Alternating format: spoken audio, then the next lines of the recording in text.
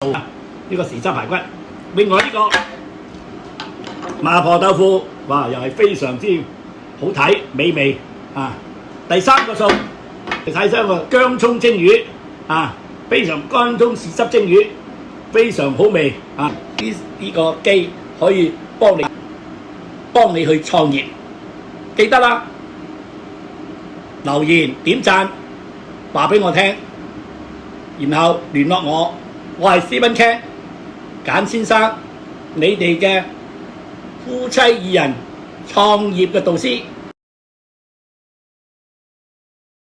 做一餐飯，又要洗菜，又要切菜，好多嘢要做，要花1-2個鐘頭去做一餐飯，係咪覺得好攰？呢部係一部 AI 高科技嘅智能煮餸機，佢可以幫我3分鐘一齊可以做好3個餸。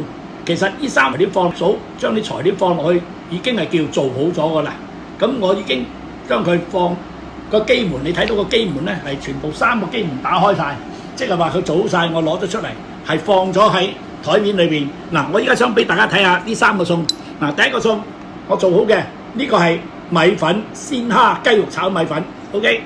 第二個西蘭花炒雞片 ，OK。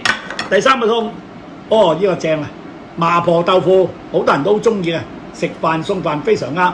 嗱，呢3個餸咧就已經用幾分鐘嘅時間，用我呢部 AI 先至3智能煮食機做好咗噶啦。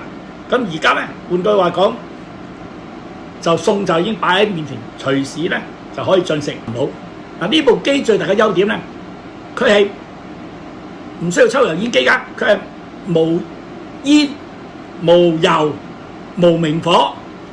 咁換句話講咧，佢係等於一個焗爐咁樣，幫你將3個餸用一個高科技一齊煮好。嗱，如果大家對呢部機覺得有興趣，嗱，記得啦，點讚、留言、分享，留低你寶貴意見，話俾大家聽，你中意食啲咩餸呢？我又可以繼續喺嚟緊嘅頻道煮一些你哋中意嘅餸，或者我可以做多啲唔同嘅餸俾大家欣賞。